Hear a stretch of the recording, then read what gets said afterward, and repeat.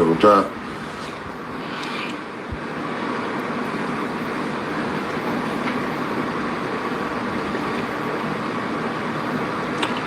The Rock, peace. What's going on? What's going on? Chris OZ, peace. Salute. Rashawn from NYC. What's going on? Peace, everybody. Peace. Infominds, salute, man. Okay. I got my brother Karim Johnson. Do a lightweight interview with the brother, man. Jack Tripper, what's going on, man? Salute. Queen Mogul, how you doing?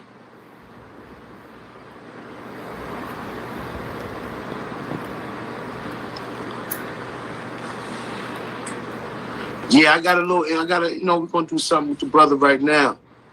Ask him a few questions, man. I'm interested, man. A few things that I was interested in. Sometimes we don't have the time, to do it the way we want to do it on the platform. So we're gonna start utilizing Instagram Live to conduct some of the interviews and introduce some of the people to our platform.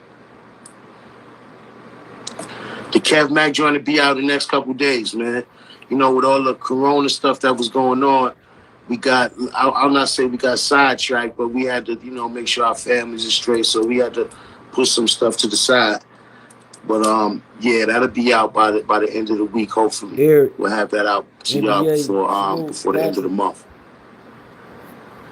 Now, brother Karim, just send me an invite, a request to join the live, and I'll bring you right in.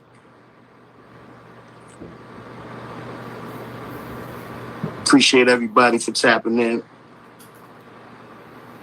Salute to everybody. Yeah, Mass, what's still plan on doing the Poochie vid. Yeah, of course. It's just that, it's not the machine that run this ain't too big, man, And, we got families and things of that nature. So a lot of things that we plan on doing, sometimes real life gets in the way, I'm trying to see how to make sure I can invite the brother, man. Okay, go live. Okay, there we go. I think this is it. Where y'all get y'all info at, cuz? Hold on a second, what did I say? Peace. What's going on, my brother? How you doing? Peace, salute, how you? Oh, well, where do we get our information from? I mean, man, I can't reveal our sources, but we try to fact check and make sure that everybody we deal with is credible and make sure what they speak. We had a bad experience with that one time, and we learned a lot from that. So But Karim, how you doing, my brother? How you feeling, man? What's going on in New York, man? I'm well. Considering everything that's going on, I'm well. Man. My family's indoors. Most of the comrades is indoors, so we doing okay. Okay, I want to introduce you, the brother, to the platform. This is my brother Karim Johnson, man. He has a story to tell, and we're going to get into it. But this is just a way to introduce the brother to the Infominds platform. So the first question I have for you, my brother, can you tell the viewers what is the 5% Nation? The 5% Nation is the 5% Nation of gods and herbs. 5% Nation was started by Clarence 13X. All right, the father, Clarence 13X. My information on the father comes from my first enlightener. My first enlightener was my dad, my physical father, who walked with Clarence 13X in Harlem and in Brooklyn back in 1967, 1968. You understand? Okay. So any information that I give on the nation is based on his perspective and my perspective as someone who was brought up in the lifestyle, brought up in Islam in a specific time in New York City. Okay. Right? Now, I don't want to get too far ahead of myself. Let me tell the people where you from, where you was born, and where you grew up. Well, I'm from Brooklyn, New York. East New York, Brooklyn. Right? Okay. Born and raised. Again, I'm an older god. I'm 51. Okay. So as far as my insight goes back to somebody who came through the 70s, 80s, and the 90s. Again, I will say that my father raised me in Islam. So I was reading food labels and things of that nature from the time I was able to read and comprehend. You Okay, now understand? was your father one of the original founding members? Was he one of the original non-born? Well, he was not one of the original non-born. Okay. Right? He made that clear to me because he had heard me say it on one of my lives prior. So he had to correct me. He said he wasn't with the original 9. Okay. He came a few months, even a year after that. Now, do you happen to know who those brothers were? Do you happen to remember their names? No. Okay. No. Now, do you know who were the... Excuse me, I'm sorry. Go ahead. I'm sorry. You know what I'm saying? I've seen vids. I've seen original vids that's been coming up and resurfacing, and some of the older guards with their knowledge, making their knowledge understood and saying who exactly the original non-born are and were. But me, myself, no, I've never been around any of them. Okay, well, who were the original founders? You say you don't know their names in particularly, but can you tell us who was the original founder of the 5% Nation? And to your knowledge, what year did the nation form? In 1964, 65. Okay, 64, 65. Now, you said that was Clarence X, Clarence 13X. Yes. That's the founder of the 5% Nation. Yes. Now, from what I know, he came from the fruit of Islam. Is that correct? Yes. Came out of the fruit. Okay. Now, to your knowledge or to your understanding, what was the purpose behind the 5% Nation forming? Well, the purpose, from what my enlightener explained and articulated to me, was that Clarence, through his enlightenment and his understanding of the degrees, felt that it was being interpreted wrong, and that he thought that God was the original man, that man, that Allah was the arm, a leg, arm, a head, and not a spiritual, unseen entity. But that knowledge meant knowledge, wisdom, and understanding of being the God of man. Man being the black man, the Asiatic black man. Okay. Right? Not some unseen spook. And that he felt that knowledge needs to get passed down to the babies who were not privy to coming inside into the mosque and getting that information. Okay, now I read that Clarence Smith was an original member of the Nation of Islam before he left to form the 5% Nation. Now, what were some of the differences between the Nation of Islam and the 5% Nation in terms of teachings and beliefs? Well, the teachings and beliefs basically was out of his interpretation of the degrees. There were always degrees and lessons that was in the fruit, that was in the Nation of Islam. The main difference between those two degrees, again, is you understanding that you are God. That God in the original physical form is the black man and not an unseen spook. So one of the core beliefs of the 5% Nation is the black man is God. Is that correct? Right. That's correct. Okay. Now, can you go ahead? I'm sorry, I didn't mean to interrupt you, but I just wanted people to get a clear understanding of what you were saying. Okay. Now, as far as the history is concerned, going back into the history where they were and the history that I came up in was a totally different dynamic. Okay. You understand? Okay. Once my father left the 5% Nation of Gods and Earths, he became a Sunni Muslim. He began practicing Orthodox Islam. Okay. Now, several things had taken place. The father was murdered, right? The nation was split. A lot of the original 9 went to jail. Okay. So there was a lot of things that was going on within the nation that caused a lot of members to drift off. Now, the Nation of Islam was formed in 64, 65. Now in New York at that time, heroin was prevalent. Yes. Did a lot of the brothers fall victim to heroin addiction and things of that nature? Yeah, a lot of them fell victim to it. Well, the father was a heroin user himself. Okay. You know, a lot of them was you know, a lot of the older guards dealt with heroin. Okay. You know, a lot of them in my era fell victim to crack. Right, and I was going to get to that. Saying, you know, that a lot of the brothers, when crack came out, that a lot of the brothers fall victim to that as well. Mm-hmm. It was the same society ills, it's just different generations. Well, you understand, when you're dealing with a nation that base everything on 120 questions and answers, right? With a few plus degrees, you are leaving out a lot of aspects of society that you're going to be challenged with, that you're going to be faced with, right? Right. You can have anybody quote degrees. You can have anybody manifest an understanding of those degrees. But being able to walk that through the society that is not acknowledging that and is already a functioning society, you're going to keep running into different roadblocks.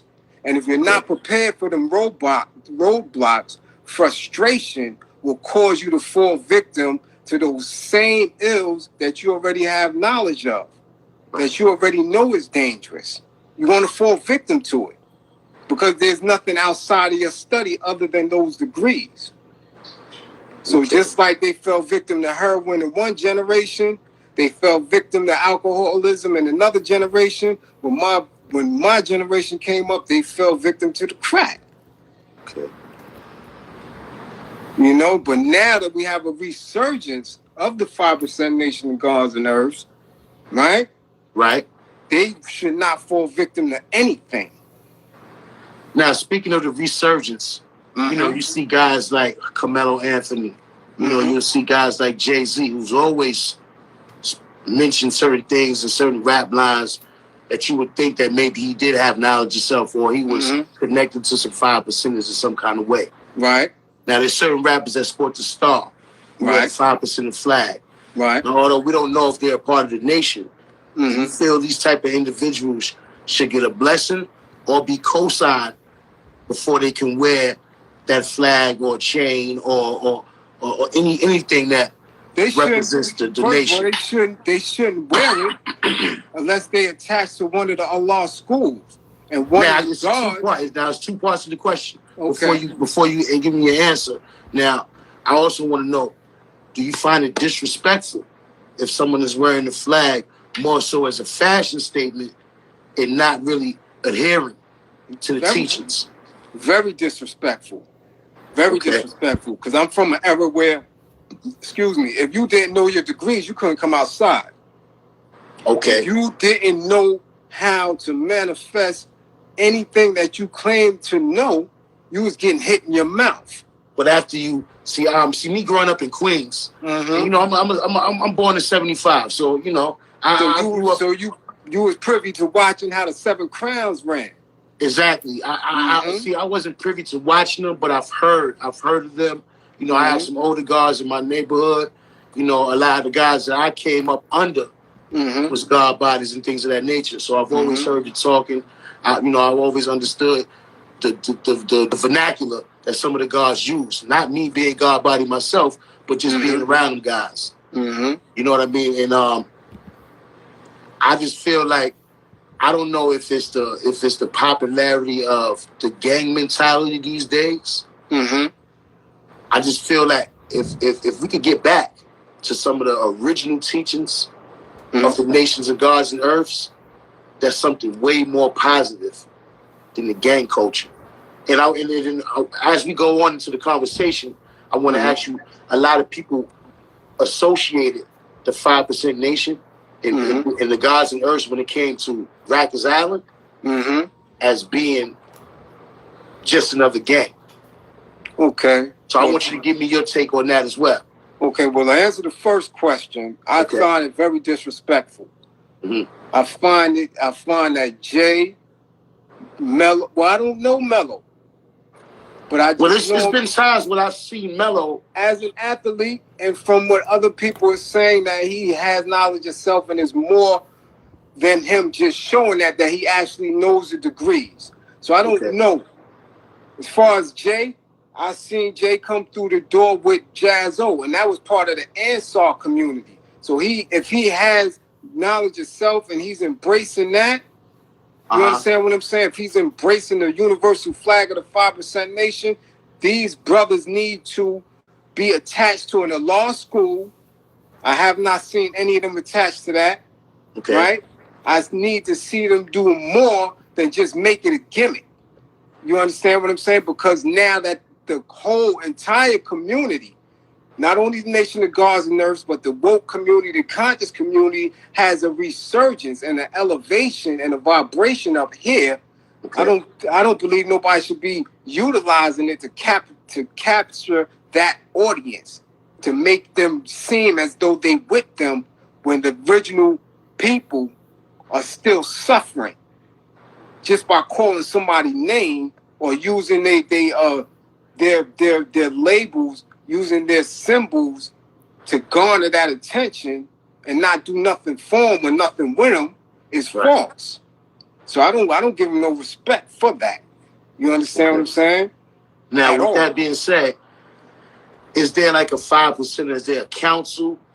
You know, how is one held accountable for those type of actions within the nation, or is there really no accountability if there's no affiliation directly?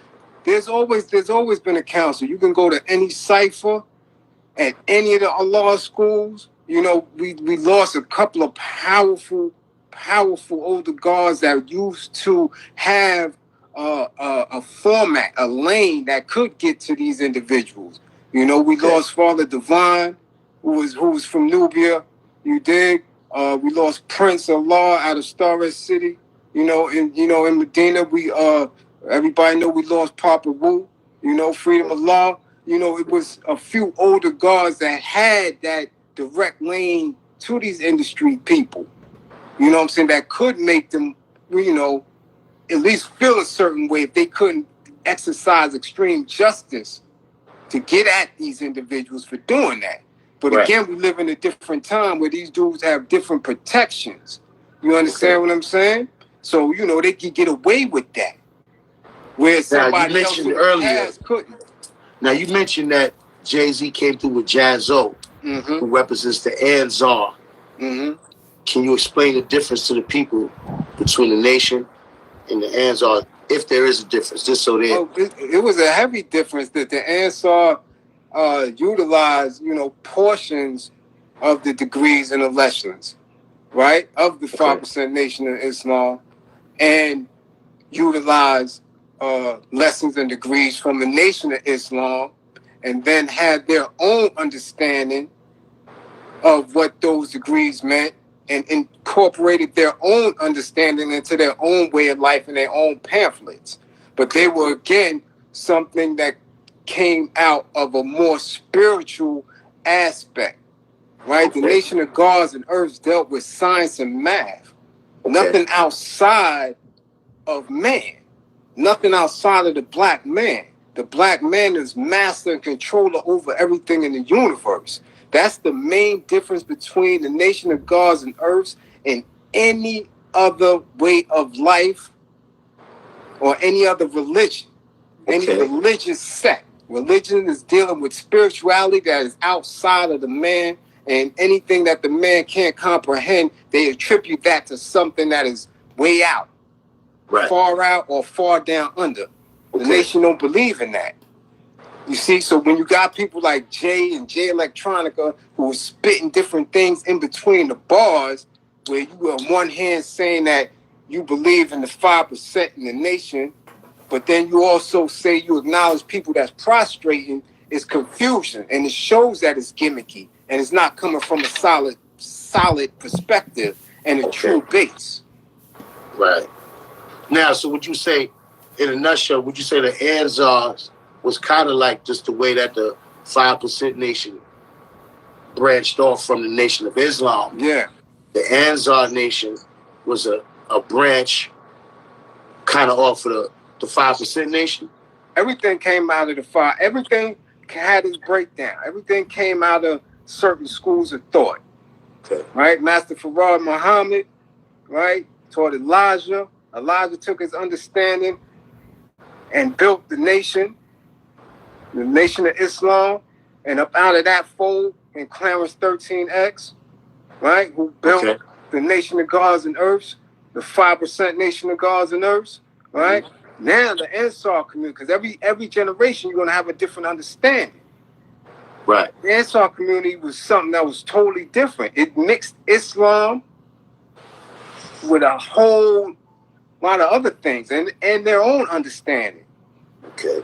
Right? They had a few nationalism pieces in there, but they had a lot of spiritual pieces in there as well. They had a lot of studies from Egyptology. It was a mix. Okay. You know, it was not something that was totally based on sun, moon, and stars. The black man. They had a lot of little other aspects to it. Okay. And that's where he getting any knowledge himself from, you know? Okay. If you coming through Jazz-O lane and you being heavily influenced by Jazz-O walked in the Ansar community. Okay. Right? He had staff and everything. So they, you know, you have knowledge yourself. You're very knowledgeable. But as far as knowing all the degrees and walking like someone who is a 5%er, you have different things going on. It was a different way of life. Now, just to go back a little, now you were sentenced to 33 years in prison at one point in time. Yeah. Now, you spent 9 years in prison on that 33-year sentence. Yeah. Now, you was able to give that time back. Mm-hmm. Can you tell the people what were some of the circumstances that sent you to prison, that got you that sentence? Not believing in my own potential. Okay. You see what I'm saying? Like I said, I came from a fold where my father was my first enlightener. Okay. So I had everything in the house. You know, my mother was a black nationalist, so I was reading Che, I was reading Miles' Red Book, I was reading Frantz Fanon and all that at 10, 11, 12 years old. That's dope. That's dope. So now, what was you mentioned your mother was had aspects and elements that you took from her as well as your father, who was your first enlightener. Mm-hmm. What was the family structure like? Did your mother and father was together throughout your childhood? You have any siblings? Well, I have a younger sister. We had a relatively small immediate family. It's just me and my sister. Okay. My father had one sister who had 3 sons, right? Okay. All of them had righteous names because my father named all of them.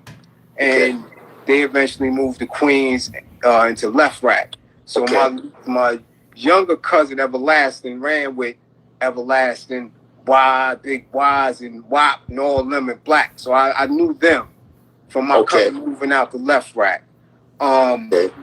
As far as my mother's side of the family, that family's out of D.C. So they was more into, you know, my mother was very sharp, but her family was into hustling hard. G Principle, salute, homie. You dig? Okay. So his family structure was tight. But again, like I said, my father had same issues coming through the door with Clarence that he had in his older life when he was a Sunni Muslim. He fell victim to whatever alcohol. He became alcoholic. He had a lot of issues. So by the time I was out of high school at 16, you got too much info up here. Right. You're not practicing. I was in the streets. Okay. You understand what I'm saying? So, I was a stick-up kid. I put no shade on it or nothing. Okay. Off and running wild, you know. The guards started faltering. There wasn't too many rallies that was right in the hood. You used to come outside your door and there would be a rally. You know what I'm saying? Or at least somebody building. You know, you had rallies at the street jams. Like, I would go see Stetsasonic and Daddy O and them perform in the park. Fuquan, Delight, and all of them, they holding a cipher. Wise and all of them holding a cipher. You know, this is what the guards meant when we was coming through the door. You was talking about 85, 86, 87. Once crack really took hold of that, you didn't see the older guards building out there no more. And of course, the nation is going to fold. But you got to understand my understanding to why that might have occurred is because of the change in the environment. the influx of the crack cocaine into the neighborhoods. Mm-hmm. You know, some of the older guards got they took a hold of them as well. You know, they're human, just like everybody else. You know what I mean? Because We all you don't know. Right, you don't know and understand. You know, you're not thinking it is what it is. So you're thinking you can master it. So I watched that. You see what I'm saying? I had older dudes who was in my ear, like, listen, this is what you're doing. You're a stick-up kid. Drugs is taboo. So I never fell victim to that. Okay. You see what I'm saying? I never fell victim to it. But I watched a lot of the older guards fall. I watched dudes with knuckle games and dudes you idolized, and in 2 or 3 weeks, they was finished. You see what I'm saying? So that's what brought a lot of the nation down.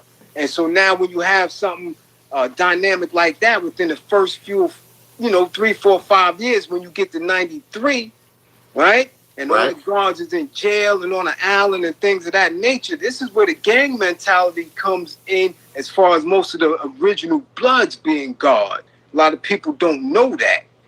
You understand? Right, and that's why I kind of asked you that question because it was going to be a segue into a whole nother segment. So that's cool. I'm glad we there. So now, just give the people a clearer explanation on, because a lot of people are saying, okay, a lot of the guards was on Rikers Island when the blood influence came.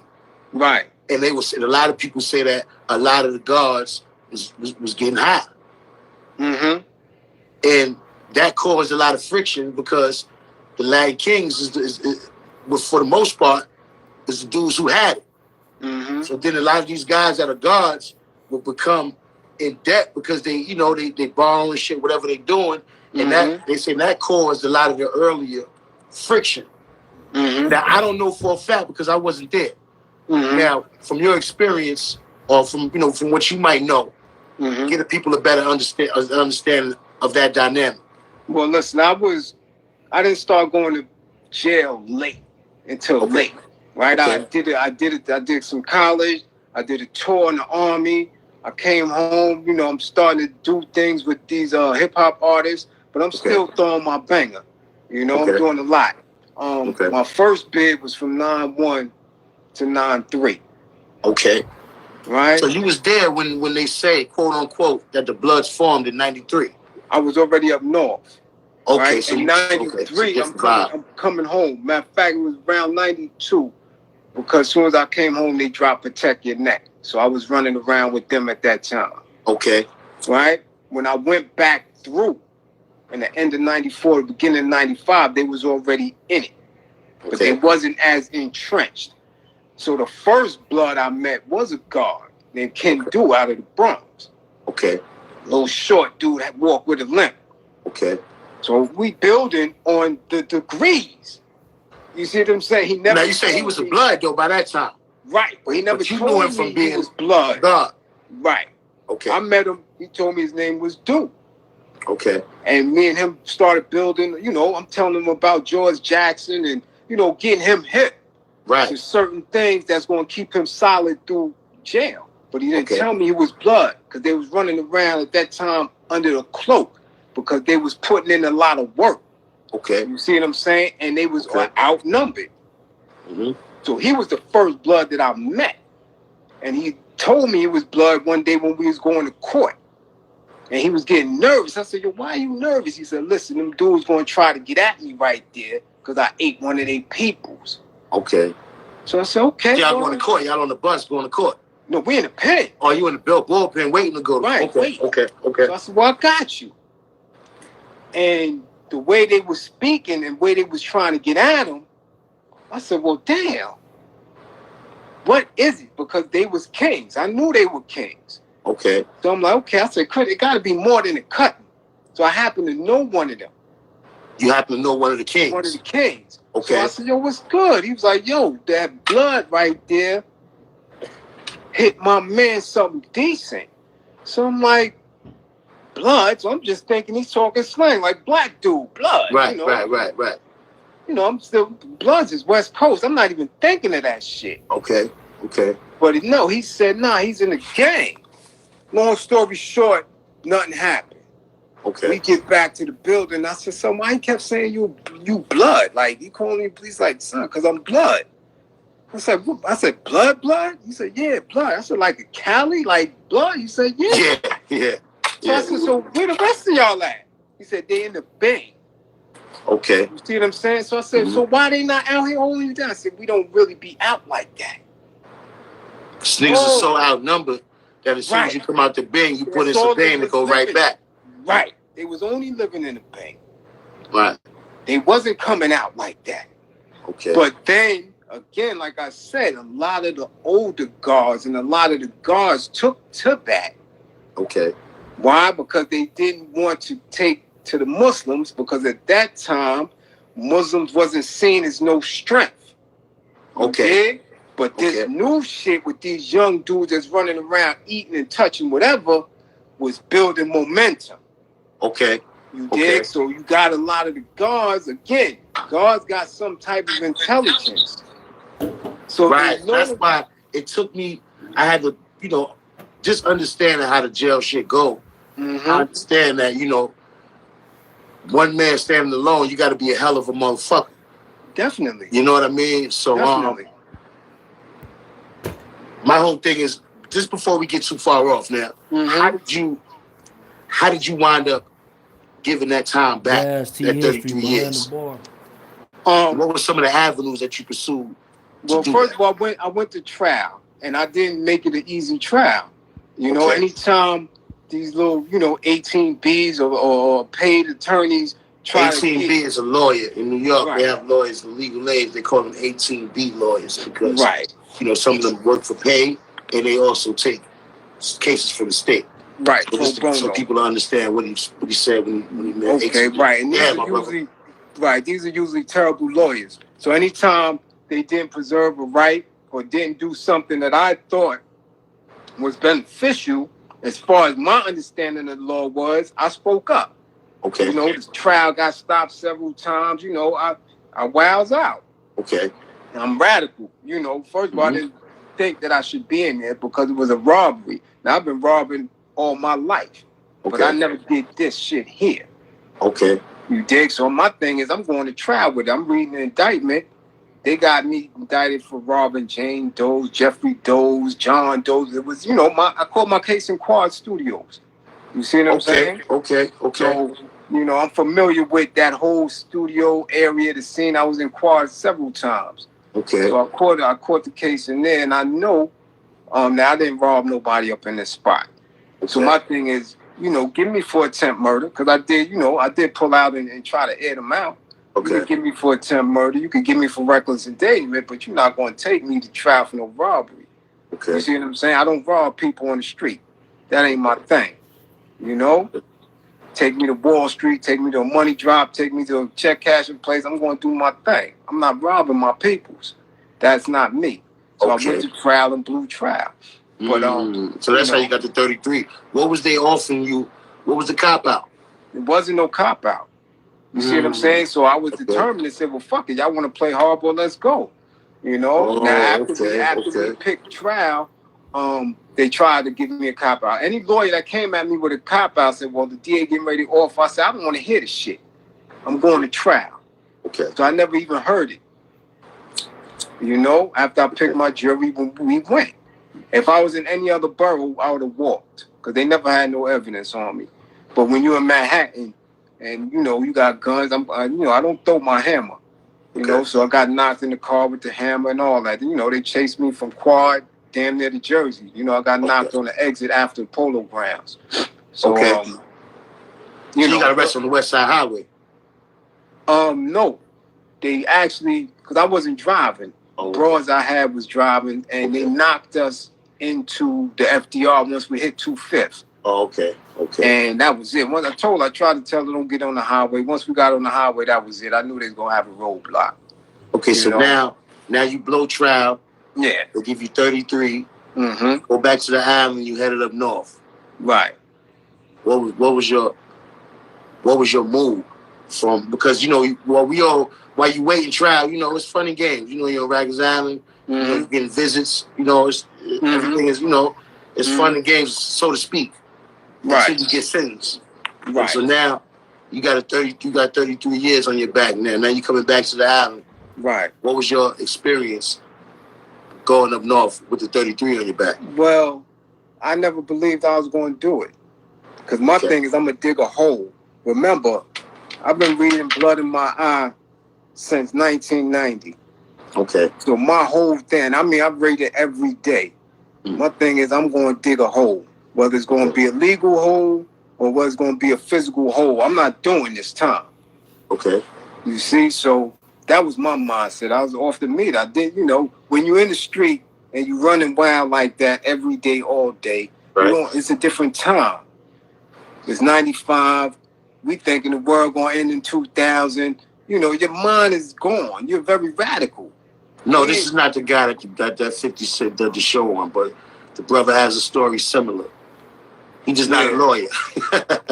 Right, but he has a similar story. He has similar stories. So, you know, my whole mindset was different. You know, I was older. You know, I'm 24, 25 at the time. I'm not thinking I'm going to do this. You know, until I got up north and seen dudes that got numbers, 73 numbers, 68 numbers, shit like that.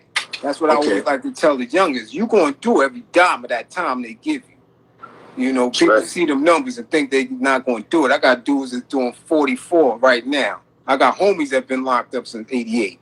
I got somebody right now that I'm in the process of interviewing right now. He's in the prison right now, and he has an 83 number. Yeah. So that just gives y'all a perspective of what we're talking about. We're going into 2001. Right. We're going into 2021 soon. Right. We've been incarcerated since 1983. Right. So y'all do the math. These are the kind of guys that we like to spotlight because they got hell of a stories to tell. And as time goes on by, these guys' names fade with history. So all you guys out there in the street that's making noise and you got big name for yourself, the streets is a young man's sport.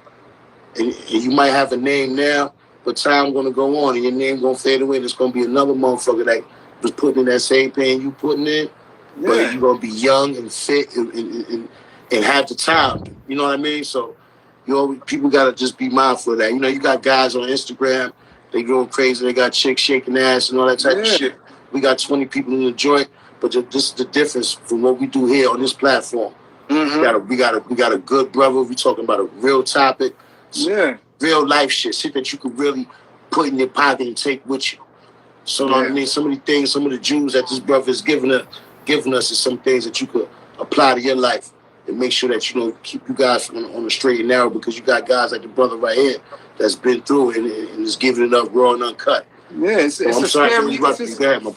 scary thing, man. It's not nothing. Like I said, my mindset was different. I never really believed I was going to do it, but it's a scary feeling. Not for the fact that you got wolves all around you and police, and it's just you never know what's going to happen.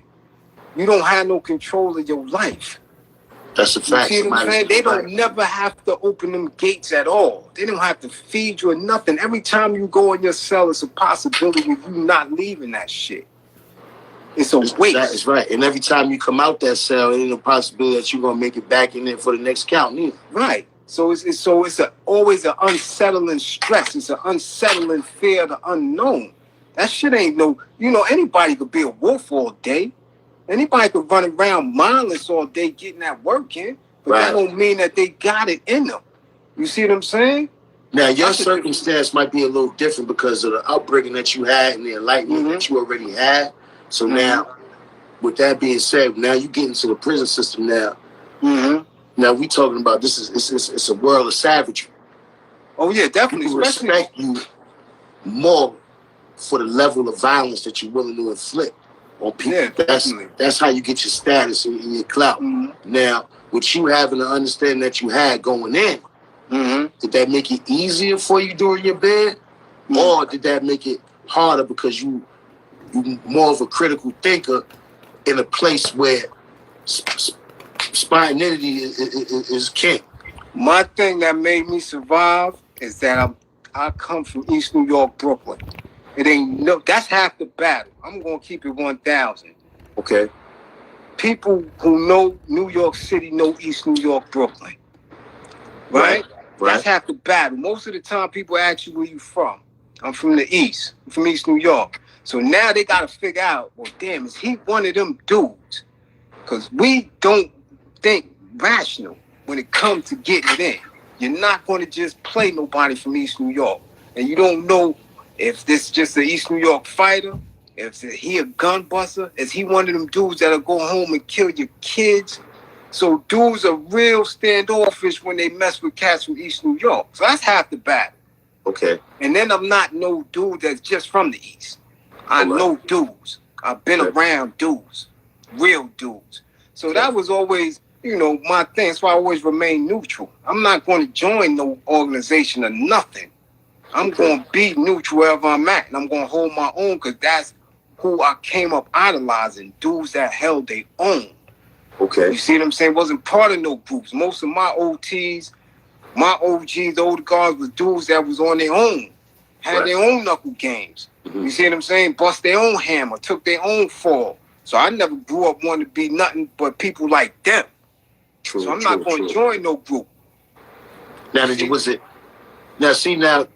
being that you was already a 5%er, now I'm pretty sure there was some guards in the system when you went through that said, yo, that's Reem from the East, he good.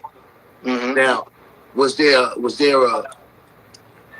friction with the guards to stay guards, or because a lot of, I don't know if people look at it as a weakness or a strength for some of the guards to join blood and not stay true to what you went in as. Same thing you go in as, same thing you come out as, but we understand that the environment sometimes will alter that. Well, the environment is going to dictate that because what you stand on in there, you're going to have to stand on whether you're outside or not. You have to stand on your choice. So, the friction was slight because remember, everybody was grouped up at that time. When I went back through in 95, everybody was grouped up. You had Bloods, you had Jamaican Lions, you had Crips, you had Netas, you had Kings. You see what I'm saying? You had the guards, you had the Muslims, you had the white dudes, you had Irish dudes. You had everybody was clicked up. And then you had your neutrals that stood tall, dudes getting money in the town, you know, dudes that just held their own. You had a lot of neutral dudes that stayed out of the mix. So when you was grouped up, you was just grouped up. You see what I'm saying? The dynamics is always with me is I'm going to stand on my own because I'm going to always fall back on black nationalism. I'm always going to fall back on BGF. I'm going to always fall back on George Jackson because my thing is I don't know what I know to go against my brother. My shit is always against police and the establishment. So if I'm going up against them, y'all dudes is light to me. So I'm not going to never get in no conflict with mine. Now, and during your prison sentence, did you hear about guys like Herman Bell? Definitely. You know, I knew about that from the street. You see what I'm saying? So I never came across Herman Bell or Anthony Bottoms or none of his co-defendants. Because they was in Clinton and Attica. You know, the furthest max I got was in that. And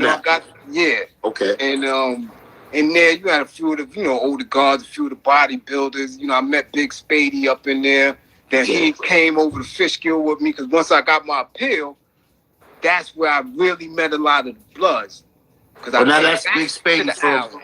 I heard about him being from Brownsville. Him being a problem Brownsville. At one point in time out there. Right. Okay. One of the strongest dudes in the state. You know, I worked out with him. Oh, so he was a bodybuilder. He wanted to be a bodybuilder in prison.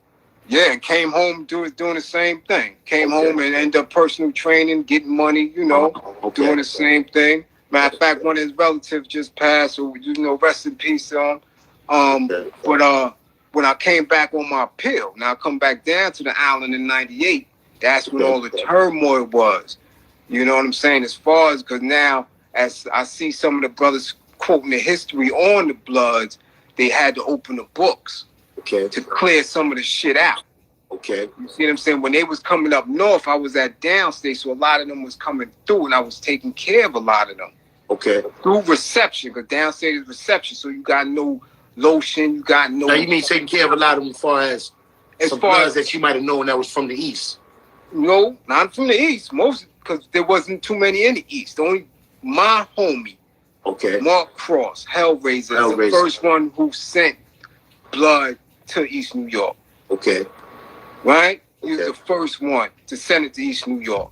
So it wasn't that. I seen Shaquille, you know what I'm saying? I seen Brooklyn, you know what I'm saying? I seen Joker, all those dudes that was coming up top, that was on the island. Okay. When they was coming up north to reception, you can't make no phone calls or nothing. So I would put their numbers on my phone list and call their peeps and let them know, yo, he been transferred up here. Okay. He can't get this and that on the package, but put it in my name because I was give it to him. Right. And I would get it to him. Mm-hmm. You see what I'm saying? A lot of that was going on. I was seeing them at Juma services because that's where they was meeting, and they was trying to cut dudes on You said at Juma? Right. That's an Islam service. That's a Muslim service, right? Right. Okay. But a lot of bloods that was trying to drop their flags was turning Muslim. Okay. You see what I'm saying? So this is where the politics and the turmoil. Now was the bloods dropping their flags because of the heat was on up north with the Latino brothers? Right. Okay.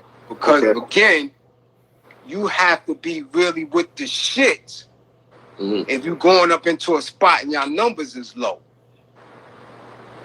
You see now, how did the old timers take it up north with these young guys coming up with this whole blood and Crip wave? Was there any pushback or, guys was getting busy? A lot of the old timers, they at a certain point in their bid to where if it ain't violating them directly, they fall back from it. Right. They fall back from it. But it got to a point when I'm telling you, in the beginnings, and it got up north, the police ain't even know what it was. Because again, they speaking slang, they stacking, they doing a whole lot of different shit, and they wild. So they was eating food up north too. They caused a lot of rift. Okay. The administration couldn't deal with them. But again, if you get put into a spot that's mostly Latino and the numbers is against you, you got to stand tall on that. Especially when they going into the mediums where it had a lot of dorms in that and situations like that. That's right. So it was a lot of confusion until they started charging them dudes outside and giving them more jail time and weaning out the real strong ones. Okay. You see what I'm saying? And then you come back down on the island in 9/8 and you start seeing the shift. Now everything start balancing out because the administration is charging dudes now. Now it ain't no more you just poke a dude up and you gone. Right. Nah, because the dude now they is started suing catching the new city. cases. This dude is suing the state, so the state is charging you. You see what I'm saying? In order to make up for that money, you got to do more time so we can get the taxpayer money off of that. So again, it's poor against poor, and the system is winning. Mm-hmm. You see what I'm saying? And then you got the foolishness that's going on in the street. But dudes is claiming bloods, and they running around, they cutting civilians and cutting old ladies and doing a whole lot of that was crazy. That went on for a couple years before I guess they got that under hand. That was crazy for 97, 98. So this now you throw an ugly eye on something that was really built out of genuine love and strength. Right. You see what I'm saying? And all the mix of that, again, the guards fell back. Right. Okay. In order, because you work in phases. Right. You know what I'm saying? The same ones that's out here talking about they guard and they this and they that and they throwing the flags. How many of them even know about the guard intelligence that sued the state? Right. For their own room in each facility to practice, to have ciphers, to fast. Right. How many of them sending him packages or put money on his books? Right. You see what I'm saying? They was treating the guards like they ain't nothing. While the Muslims would have their own section to practice and pray and to have Juma and to gather. Latin Kings is going to Catholic services. The Hasidic Jews got their own thing. The guards had nothing. Go to the back of the dome and build and shit like that, or build in the yard. Guard intelligence just said non-cipher and sued the state and won. So now every facility in the state has to have a space for the guards to come and build and be with each other. So while y'all out here talking about y'all doing all that, what did y'all do for him? And what was his name again? Intelligence. God Intelligence. You know where he happens to be at right now in the system? Right now, no. Because after he won the case, I haven't seen him. I didn't get his government name. And I believe that he made that. His 5% attribute is actually his name. But if you Google the case will come up. And he just won that case, I believe, in 2008 or 2009. Okay. So now, if you really flagging, if you really with the nation, he is making sure that anybody that come up in the mountains is secure and have a secure spot to fast, to build, to gather. And practice your beliefs. And practice your belief. Right. You see what I'm saying? Right. So it's a lot with the jail politics, and all I ever say is, listen, that's a spot that you don't want to be in, that you don't have to be in. That's right. This is 2020. We have a new vision.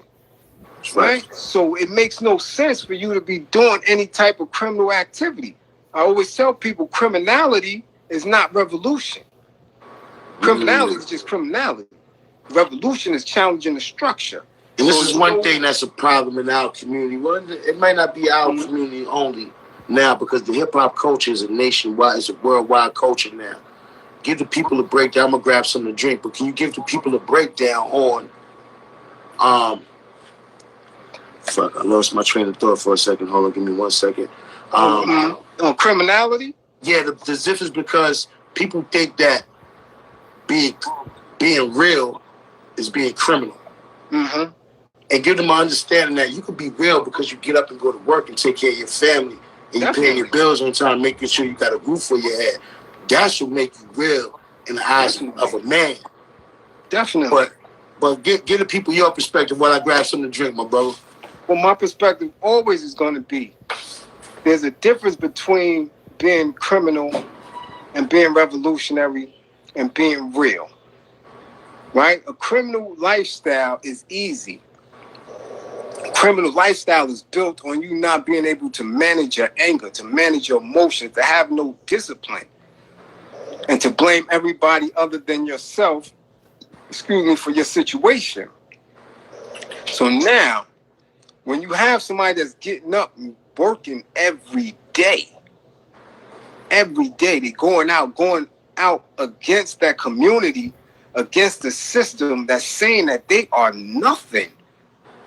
That's the realest thing you can be, because you're trying to figure out a way to get up out of the system, yet still in it and taking care of what you taking care of, which is your family, which is your community, without getting caught up in it. Being a criminal is easy. Being criminal is being slick. Being criminal is trying to get something that you didn't earn.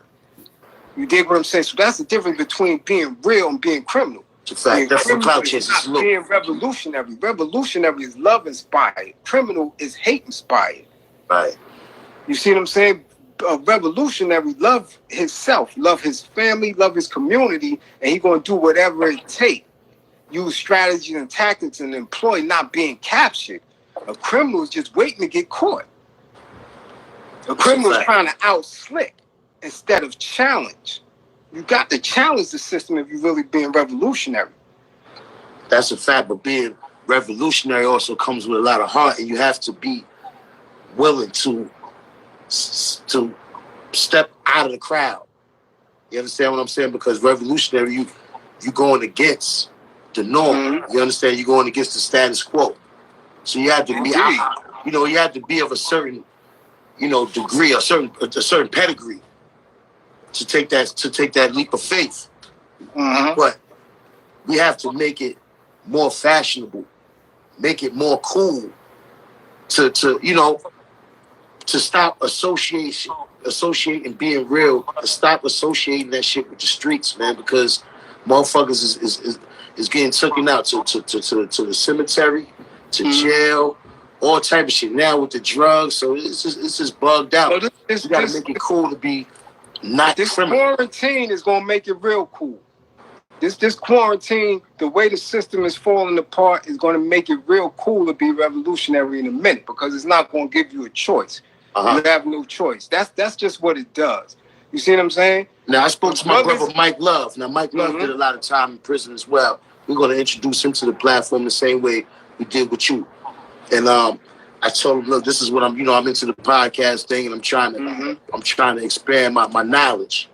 Right. I told him, I said, send me 5 books that you think every black man should read. Whoa. Now, he sent me the first 3. Right. Now, the first one is called The Pedagogy of the Oppressed. Okay. Right? But you can't listen before you go on. Okay. It's 4 volumes to that.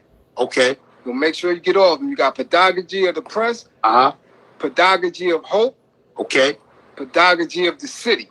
Talk to me, man. What else we got? Talk to me. I'm saying that dude right there is going to blow your mind. Okay. And this is the second one.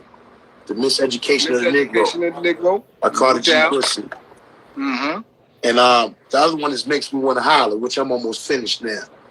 But these books, from just reading them, they have took in my mind in so many different directions already. I'm not even finished. Yeah. But we got to make shit like that cool again.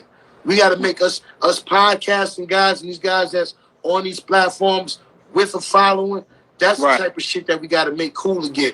And if it take me being in the revolutionary ones to step out of the box, see, at Infominds, we don't deal with the messy shit. We don't deal with the trending topics, gossip shit. We don't deal with none of that. We want to be respected for the integrity and for being straight up motherfuckers. You understand what I'm saying? Definitely. And if I got to be the one to champion that type of shit, read it. Let's start somebody get an Instagram. Let's get a book club going. Something to where we can start letting motherfuckers know it's cool to just turn the TV off and pick up a book. Definitely. And read. You know what I'm saying? You smoke, you do whatever you do. Pick up a book while you're doing it sometime. You know what I mean? We need to start championing shit like that so we can start changing the tide.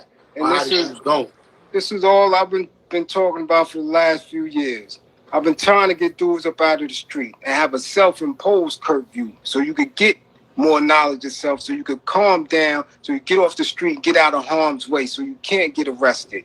Now they doing it for you. This is what I didn't want to happen.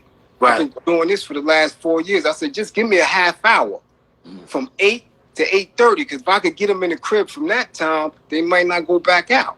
Right. And if I could get 1 million dudes online at one time to do that, that means that's 1 million people that's not going to jail during that time.